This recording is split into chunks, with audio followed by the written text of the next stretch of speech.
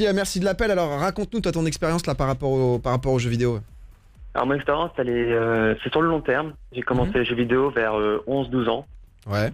Et aujourd'hui, à 28 ans, je me suis fait opérer d'une hernie discale car j'ai passé trop de temps derrière mon ordinateur, mauvaise posture, arrêter le sport. Dimanche 20h, Domingo Radio Stream sur Énergie. Quoi est-ce qu'on parle? Eh ben écoute, on va parler des jeux vidéo. Est-ce que ça fait du bien à nos petits cerveaux, à nos enfants, au cerveau de nos enfants? Ça va être un petit peu ça le débat aujourd'hui. Et donc il y a plein d'axes à voir forcément. On n'aura pas l'occasion de tout traiter, mais ça en parle énormément en ce moment. Pourquoi? Parce qu'il y a plein d'études là qui commencent à tomber là depuis un an. Je sais pas ce qu'ils ont. Ça y est, ils ont capté qu'il fallait se renseigner, fallait lâcher des dossiers, peut-être aussi s'inquiéter de ce qui se passait autour d'eux. Mais c'est le moment de parler de tout ça. Donc on va déjà faire un petit tour de table pour savoir notre expérience à nous, parce qu'on est très bien placé. Je le répète pour les gens qui nous écoutent sur Énergie. Le jeu vidéo, c'est quasiment 80% de notre temps depuis assez longtemps, et on a fait carrière entre guillemets dedans avant d'être là devant vous à la radio. Donc les jeux vidéo sont-ils bons pour le cerveau? On va répondre à cette question. Et c'est vrai qu'il y a encore quelques années, les gamers, il y avait beaucoup encore de préjugés. On était perçus d'une certaine manière. Ça a pas mal évolué, hein, ça y est, on n'en est plus là. Mais il n'empêche qu'il y a encore pas mal de choses à faire avancer. Et surtout, ça nous a permis, en se concentrant sur ce sujet-là, de remarquer des choses que même nous, les passionnés de jeux vidéo, on ignorait et qu'on aurait été peut-être content de savoir étant plus jeune pour nous protéger. Cool. Exactement. Et donc, avant de rentrer dans le dur, récemment il y a eu l'addiction des jeux vidéo qui a été reconnue par l'OMS. On avait parlé d'ailleurs PA ici. Ouais, ça avait fait un gros sujet, justement. Tous les gamers s'étaient dit ok, non, c'est pas qu'une addiction, etc. Juste pour revenir rapidement dessus, ce qu'ils définissent comme donc un trouble du jeu vidéo, c'est donc ça se caractérise par une perte de contrôle sur le jeu, une priorité accrue accordée au jeu, au point carrément ça prenne le pas sur tout autre centre d'intérêt et activité quotidienne, et par la poursuite ou la pratique croissante du jeu en répit de répercussions dommageables. Donc nous, on avait tous pris pression en mode ok, non, juste c'est un hobby, il faut le comprendre. Il y a certaines personnes qui en abusent et que ça devient dommageable pour eux, mais c'est pas tous. Et il précise, pour que ce trouble soit diagnostiqué en tant que tel, le comportement doit être d'une sévérité suffisante pour entraîner une altération non négligeable des activités personnelles, familiales, sociales. Donc vraiment, tu sens vraiment quelque chose qui s'est changé, même professionnel, perte de travail notamment, et ça doit se manifester sur une période d'au moins 12 mois. Ça, c'est super important. C'est-à-dire qu'il y a une différence entre geeker une soirée où tu as passé 10 heures vraiment à détruire un jeu, et le moment où sur un an entier, on a senti une perte sociale. Oui, parce qu'on a tous geeké, on a tous fait, oh tiens, c'est les grandes vacances, tu fais un week-end complet, tu t'arraches, limite tu dors 2 heures sur tout le week-end. C'est pour ça qu'il faut faire très attention avec tout ce qui est en train de sortir. Faut vraiment lire dans les petites lignes si ça vous intéresse réellement, parce que on voit que le gros titre en mode l'OMS reconnaît l'addiction aux jeux vidéo, comme si tous ceux qui terrible. Ça y est, tu lances un jeu vidéo, tu te sens mal quoi, alors que non, on l'a bien vu, c'est sur une grosse période que ça a des impacts assez néfastes sur plein d'autres activités que tu pratiquais auparavant, et là tu dis bon, il y a un problème avec ça, et là tu peux aller consulter, et même maintenant il y a des soins qui sont remboursés par la sécurité sociale justement grâce au fait que l'OMS a reconnu ça. Donc c'est cool. Donc ça montre que pour ceux qui sont sensibles à l'addiction, il y a des solutions aujourd'hui, et justement c'est ce que je disais tout à l'heure, toute cette avancée nous a permis d'aller cibler ça et d'avoir un peu plus de choses à proposer à ces gens qui peuvent mal tourner à cause des addictions, mais qu'elles soient jeux vidéo, drogue ou autre. Enfin, une addiction, ça reste terrible pour l'être humain. Oui, une addiction, c'est une addiction, peu importe le domaine. Exactement. Jeux vidéo. Petit tour de table rapidement avant de rentrer dans le dur du sujet. Comment vous avez vécu votre adolescence dans le jeu vidéo? Tiens, Jiraya, toi t'étais quel genre de personne au collège, lycée, vu que tu kiffais déjà les jeux vidéo, j'imagine? Ouais, moi je jouais beaucoup. Enfin, j'étais un gros joueur surtout le week-end. En fait, moi j'avais juste des parents qui étaient compréhensifs, mais en même temps, j'aime pas dire le mot strict, c'est pas strict, mais j'avais ils te limitent, tu vois. Par exemple, quand j'étais au collège, je sais que moi j'habitais à côté du collège, je rentrais le midi et ma mère me disait tu ne joues pas entre midi et 2. J'avais ma PlayStation qui me regardait, mais c'est tout. Je peux pas jouer, je pouvais jouer le soir. Ma mère me limitait un petit peu en semaine par rapport aux devoirs, l'apprentissage avant tout. Et j'avais la chance de pouvoir jouer 1 heure ou 2, tu vois, le soir, mais ça s'arrêtait là. Le week-end, j'étais vraiment au quartier libre. Je partais jouer chez des potes, on faisait des soirées, mes parents étaient archi cool sur ça. Mais après, ma mère a été c'est surtout ma mère qui m'a mis des barrières. Moi, j'avais un truc où j'avais un couvre-feu, quoi. C'est à 21h30, je devais aller au lit. Et par rapport à tes potes, c'était quelque chose que ça va, tu partageais librement, toi, dans un, parce que c'était pas super reconnu à l'époque. Il y en a plein qui se cachaient, qui avaient une sorte de double vie. Toi, non, c'était archi assumé. Non, mais nous, on kiffait, on faisait que ça, et c'était vraiment cool, quoi. Toi, Alicia, ton expérience, pareil. Moi c'était quand même pas mal différent parce que déjà je suis une fille et t'as pas la même approche, du coup moi c'était plutôt mes grands frères qui avaient droit à la console et moi non, et après par contre quand je suis passée au lycée et que je voulais plus me payer avec mon premier taf mon PC portable, là j'ai eu une période où j'étais vraiment addict dans le sens où le soir je jouais plutôt que dormir, tu vois. Donc j'ai eu une période au lycée où je dormais 2 heures l'année genre les 2 années du bac. Je dormais 2 heures parce que le seul moment où je pouvais jouer c'était à partir de 21h quand ma mère se couchait et que elle était pas derrière mon dos. Être trop strict, on en vient à non, limite c'était pas forcément trop strict. C'est pas forcément trop strict, mais c'est que il y a toujours mieux à faire. Tu vois, il y a toujours des cours à réviser, des trucs à faire. Et pour le coup, bah ouais, j'ai une période où je jouais beaucoup. Et je sais que je pense que ça a beaucoup impacté aussi mon rythme de vie actuel, c'est-à-dire à me faire passer un peu à vivre la nuit, etc. Parce que maintenant, j'arrive pas à me recadrer. C'est parfait, on va reparler de ça dans le voilà. deuxième Mais sinon, sujet. j'ai jamais eu ce côté vraiment à ressentir ça comme une addiction parce que j'ai toujours su me cadrer. Et si vraiment je sentais que j'étais fatiguée et que j'allais pas pouvoir tenir la journée d'après, bah oui, je le faisais pas. Tu faisais un petit tour de table pour savoir c'était quoi vos vies tout simplement, voilà, l'expérience avec le jeu vidéo. Tu me demandais à toi, ouais, justement. Pour moi, c'est vrai que j'ai un truc assez particulier parce que j'ai quasiment toujours toute ma vie caché que je jouais aux jeux vidéo parce qu'il y avait une image quand même assez négative au lycée, au collège.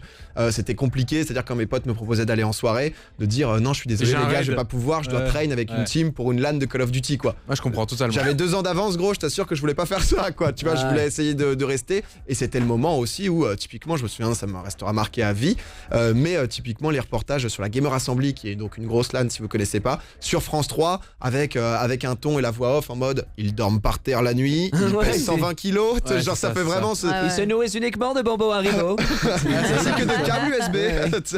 Donc c'est vrai que moi c'est pas vraiment un choix, mais je me suis jamais senti hyper à l'aise d'en parler. Je jouais à FIFA avec mes potes, mais sinon j'ai toujours un peu caché ça, et ce qui a fait que je me suis éloigné de certains potes à cause de ça aussi quoi. Ouais, tu vois, c'est là où ça fait l'effet inverse et c'est un peu dommage, mais c'est pour ça que c'est pas mal parce que toutes ces choses-là, bon, ça a vraiment pas mal évolué. Là maintenant, vous allez dans les cours de récré, c'est limite un peu too much. C'est-à-dire qu'ils parlent trop de jeux vidéo maintenant, voilà. C'est les mecs qui sont en train de taper des danses Fortnite dans les cours. C'est ça, mais c'est le problème d'avoir peut-être même pour PA ou d'autres acteurs maintenant aujourd'hui qui développent ça aussi même en France, c'est ce sentiment d'avoir été pendant trop longtemps devoir cacher ça, que maintenant que tu peux l'extérioriser, le montrer aux gens, on en est à faire des spectacles. Enfin, si on reprend par exemple le Gotaga Show ou le Z-Event, même ça reste quelque chose de caritatif, on en est maintenant à être en mode voilà quoi, regardez tout ce qu'on avait en tête adolescent et ça prend forme et ça inspire surtout une nouvelle génération. Tout ça pour vous dire que dans les jeux vidéo maintenant il y a plus uniquement cette sensation de jouer, il y a d'autres choses. Il y en a qui ont le plaisir par exemple de consommer du contenu où des gens jouent aux jeux vidéo, expliquent des choses comme tu peux regarder une web série ou d'autres choses, mais tout ça pour dire qu'il y a plein de choses et qu'il faut pas juste se fier à des gros titres sur des articles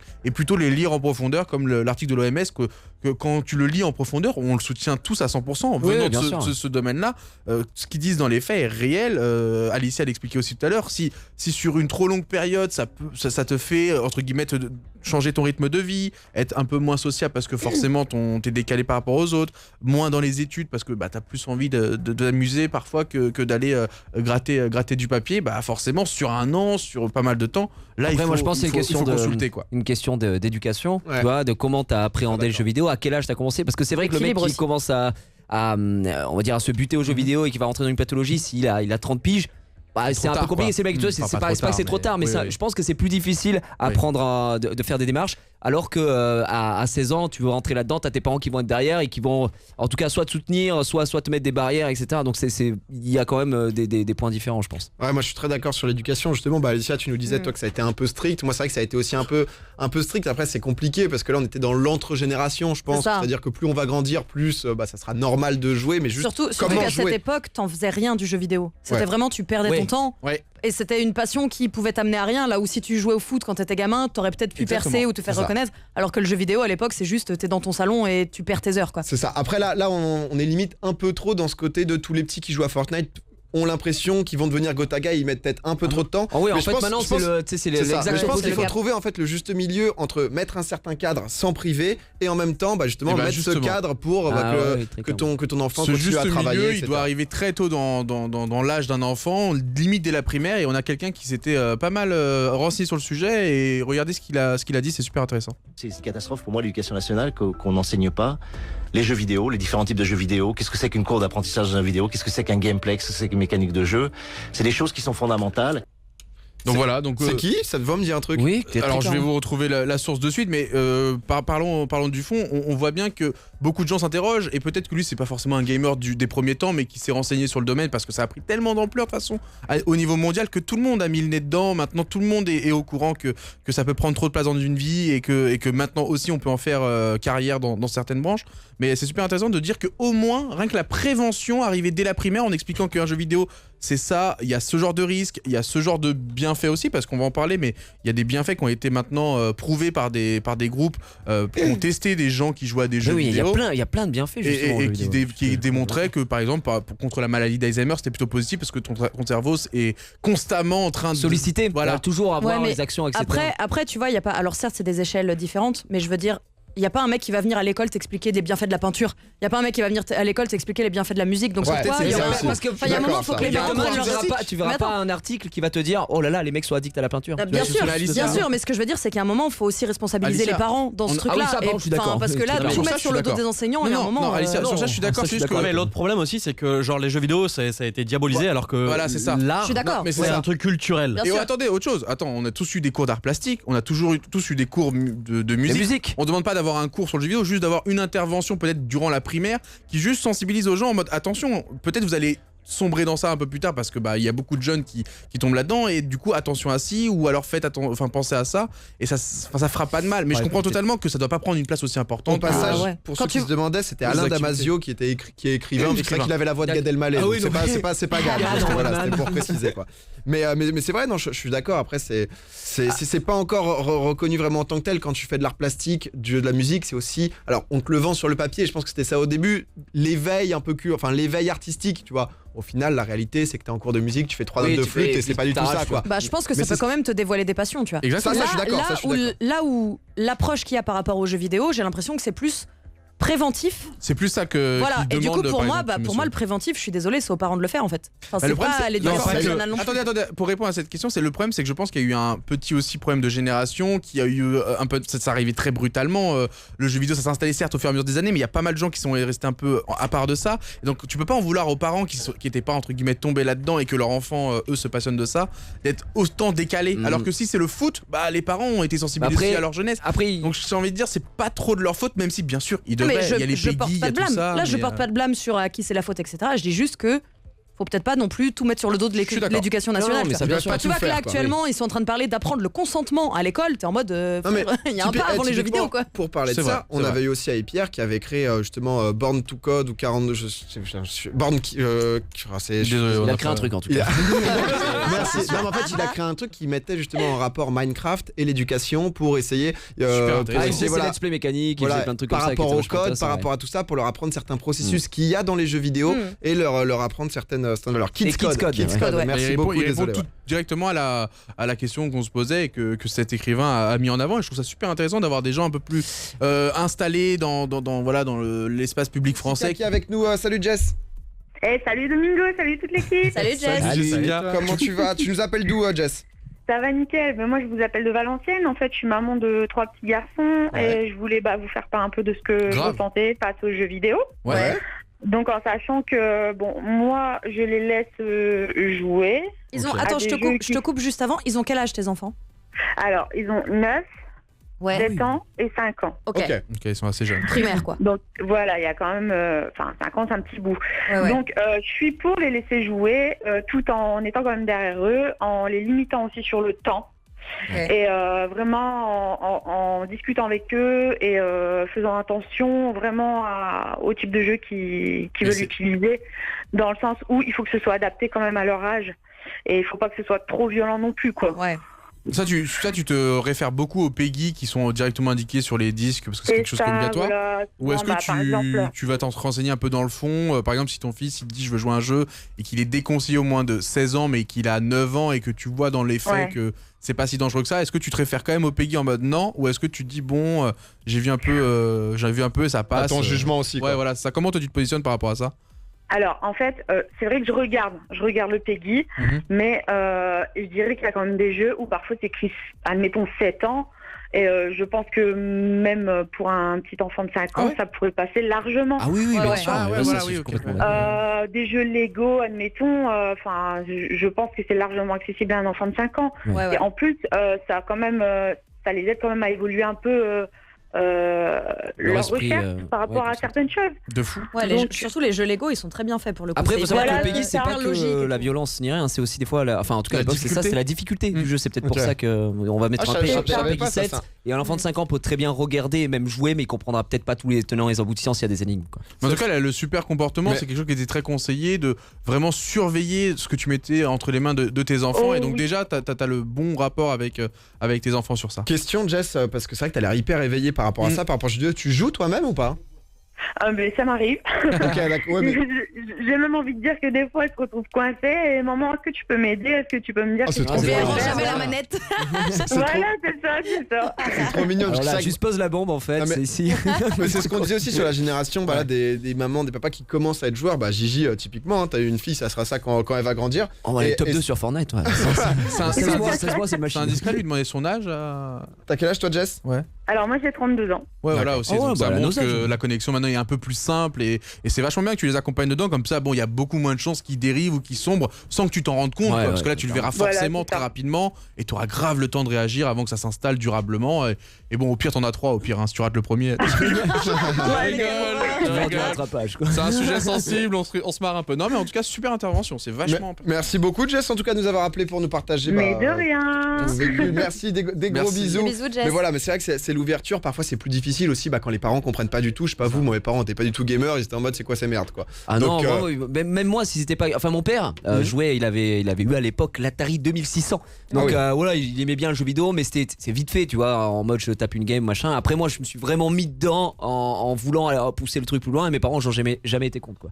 Ouais, je vais juste énumérer rapidement les différents risques qui sont liés aux jeux vidéo qui sont pour nous, je pense, les plus importants. Et honnêtement, je me suis retrouvé directement là-dedans quand j'ai vu cet article.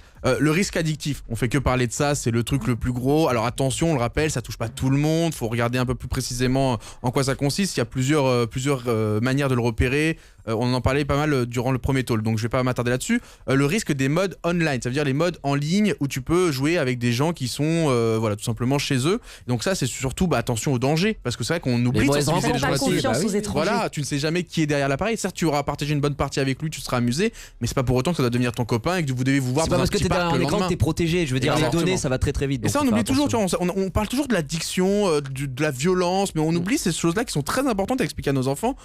Et dernier point, c'est le risque financier. Pourquoi ? Comme beaucoup d'addictions, le porte-monnaie en souffre, et donc forcément, avec en plus de ça, les modèles économiques de tous les jeux aujourd'hui sont super bien foutus, ils sont très malins ceux qui font tout ça. Il y a très rapidement moyen de tomber et tout dépenser bêtement et se retrouver dans la merde. Donc voilà, et après il y a plein de conseils pour comment éviter les pièges, mais on verra plus tard. Donc ça, c'est les 3 points importants. On a Pickwick qui est avec nous, qui nous a appelé. Salut poto.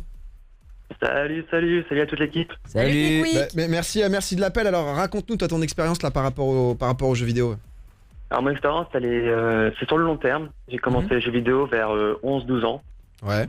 Et aujourd'hui, à 28 ans, je me suis fait opérer d'une hernie discale car j'ai passé trop de temps derrière mon ordinateur, mauvaise posture, arrêter le sport, par exemple. Ok, et est-ce que tu considères que justement l'arrêt du sport c'est dû aux jeux vidéo parce que tu mettais trop de temps Totalement. Ou juste ça t'a saulé le sport? C'est vraiment ça qui a fait que t'as arrêté le sport? C'est ça. Ok. Au début, je faisais un peu de sport, un peu de jeux vidéo, et le jeu vidéo a pris le dessus sur le sport. Et du coup, 15 ans après, j'ai 60 kilos, et du coup... T'as pris 60 kilos en combien de temps? Ah oui. Non, j'ai fait que 60 kilos. Ah. J'ai perdu à peu près 15 kilos. Ah ouais, toi c'est l'inverse en fait. Ah ouais, toi t'as perdu à force de. C'est vraiment, tu t'es perdu dans le jeu et limite t'avais rien d'autre. Enfin, en dehors, tu faisais plus grand chose quoi. Ok. Justement, l'OMS à l'inverse, mettait aussi en garde contre l'obésité parce que voilà, lié aux écrans, etc. Tu peux mal manger, mais c'est aussi dans ce sens-là quoi. Donc là, t'en es où? Toi, tu t'es fait opérer, t'es sorti. J'imagine, tu dois vouloir aussi revivre quoi, non? Et revivre ça va être compliqué parce qu'après une hernie ça peut toujours revenir. Donc dès que je peux, c'est arrêter d'être derrière un PC vraiment. C'est vraiment arrêt du jour au lendemain qui t'a été préconisé ou c'est tu peux faire 1 heure ou 2 mais si tu fais plus c'est plus dangereux quoi. C'est un ensemble, c'est pas rester derrière un écran 5 heures sans se lever par exemple. Ok. Ouais. Donc toi, tu fais des étirements et tout ça. Après, c'est normal, ça a tellement eu de l'impact sur sa vie que pour lui maintenant c'est quelque chose d'assez radical. J'avais une dernière question, je voulais savoir c'est quoi, parce que ça faut le demander régulièrement, c'était quoi le jeu qui t'a occupé autant de temps? C'est quel jeu sur lequel t'as, selon toi, en plus League of Legends. Donc voilà, ça c'est super important de toujours relier parce que tous les jeux, quand on dit jeux vidéo, c'est pas tout. C'est-à-dire que si le mec joue à Dibou, t'inquiète pas, ça lui fera rien de mal. Mais les gens qui jouent à Candy Crush dans le métro jouent aux jeux vidéo. World of Warcraft a eu pas mal. World of Warcraft a été un jeu qui a permis à des gens de se marier parce qu'ils se sont découverts à travers ça, et d'autres de divorcer parce qu'ils se sont perdus à cause de ça. Donc voilà, il y a des jeux qui sont beaucoup plus prenants pour la personne que d'autres. Donc attention à pas tout globaliser non plus. C'est comme avec l'histoire de la violence. C'est ça, tu me parlais de ça tout à l'heure. La violence dans les jeux vidéo, c'est aussi quelque chose. Je voulais rapidement parler de ça, mais c'est vrai qu'à chaque fois qu'on parle de jeux vidéo et d'addiction, etc., on fait toujours le parallèle avec la violence du jeu vidéo. C'est jamais regardez, ce mec est tombé totalement accro à Super Mario Bros 3, il arrête pas de faire le premier niveau en boucle. Ça n'existe pas. Regardez, il joue en ligne à CSGO, il pose des bombes, c'est un terroriste dans la vraie vie, il se lave pas, machin. Donc c'est toujours la même chose. Et en fait, je voulais juste faire un parallèle. Quelqu'un en parlait aussi dans le chat tout à l'heure, mais à chaque fois que quelque chose sort et qui est nouveau, c'est vrai que les gens sont un peu réticents et ils ont du mal. Et c'était, je pense, c'est un très bel exemple. Mais à l'époque, tu vois, quand l'époque d'Elvis, c'était la musique pourtant, tu vois. Et les gens, enfin, en tout cas, l'Amérique très puritaine, etc. Étant, non, c'est la musique du démon. Il faut pas écouter ça. Quand il passait à la télé, il fallait toujours que ce soit au-dessus du bus parce que sinon les meufs tombaient dans les pubs parce que c'était.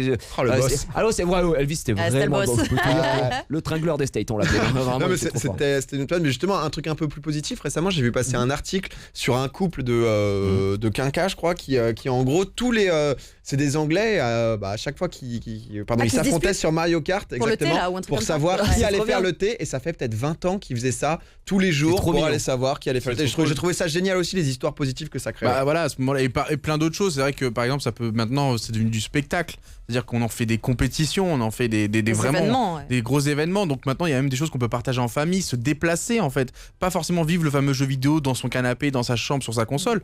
Il y a même des bars maintenant qui ont pour thématique de essayer de récupérer des gens d'une communauté qui aiment les jeux vidéo, juste pour pouvoir rencontrer des gens qui ont la même passion, et au lieu de jouer avec cette personne, tu vas discuter. Puis il y a tout l'aspect social autour du jeu vidéo. C'est pas en fait, quand on parle de pathologie, les gens se coupent du monde, etc. Mais à contrario, ça peut faire des choses vraiment géniales. La preuve en est, puisque nous on se connaît à la base d'internet.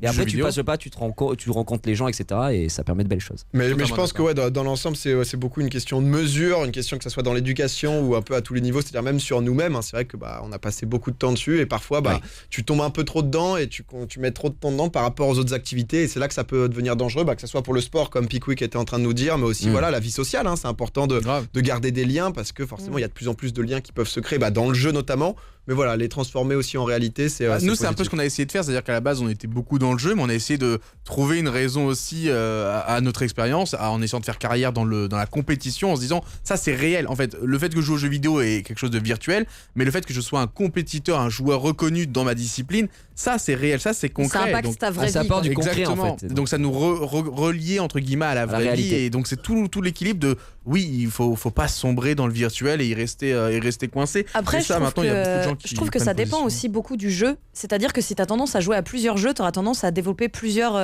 traits différents. C'est-à-dire que moi j'en parlais déjà en dehors avec Dwag. Je sais que quand j'étais plus petite, quand je commençais à jouer beaucoup, ma mère me disait toujours va sortir au lieu de jouer à tes jeux vidéo, tu vois.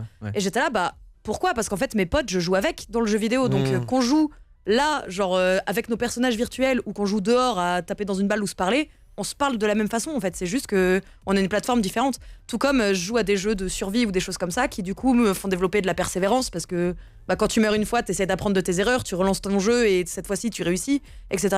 Et c'est des choses que tu développes dans plusieurs jeux différents. Après, et c'est pas forcément que du négatif. Ça, je suis tout à fait d'accord. Là, c'était juste dans l'exemple pour l'activité physique aussi qui est nécessaire quoi qu'il arrive. C'est comme si tu fais 15 heures par jour de musique, c'est pas bon non plus quoi. Il faut aussi bouger, il faut que ça m'a fait penser à un truc, c'est que en vrai on s'est rendu compte aussi que le jeu vidéo a permis plein de choses. C'est-à-dire qu'on était entre guillemets un peu les premiers surconnectés, les joueurs de jeux vidéo, parce qu'on s'intéressait à la technologie, il fallait une bonne connexion pour pouvoir avoir un jeu fluide, etc. Donc on s'est forcément renseigné aussi sur tout ce qui était les logiciels de télécommunication, etc.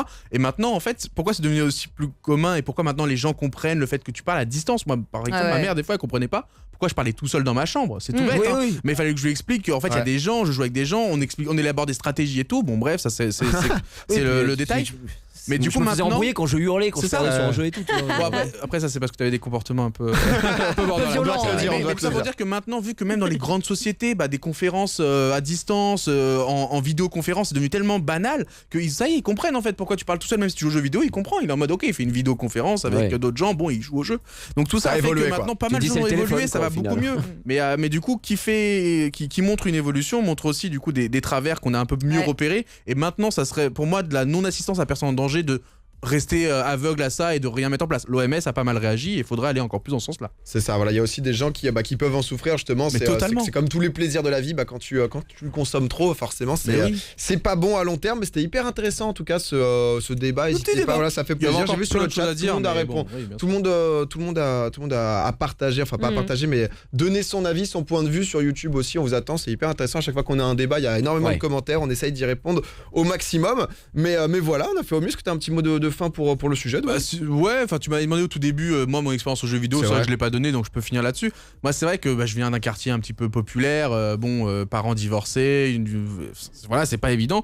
Et c'est vrai que pour moi les jeux vidéo, ça m'a beaucoup entre guillemets permis d'esquiver la rue. Tu vois ce que je veux dire? Genre je dis pas la rue, j'étais pas à la rue. C'était ton échappatoire. Mais j'étais dans un cercle t'occuper autrement. Exactement. Et je pense que ça m'a permis d'éviter de faire beaucoup de conneries à mon époque qui font qu'aujourd'hui je suis plutôt fier de, même si je suis tombé là-dedans et que. Ce que tu dis quand on a parlé du documentaire de Smash. Justement, les mecs venaient du Bronx à l'époque, Bronx, et le gars, la première fois qu'il rencontre la West Coast et la East Coast, il disait mais je croyais que j'allais me faire défoncer ma mère. Et en fait, les mecs sont arrivés, on fait on va jouer en fait. Et c'est justement les mecs sortaient de ça alors qu'ils ont un quartier qui est réputé très chaud aux États-Unis. Et moi, c'est pareil, je suis parisien, je suis allé à Marseille pour la passion du jeu vidéo et.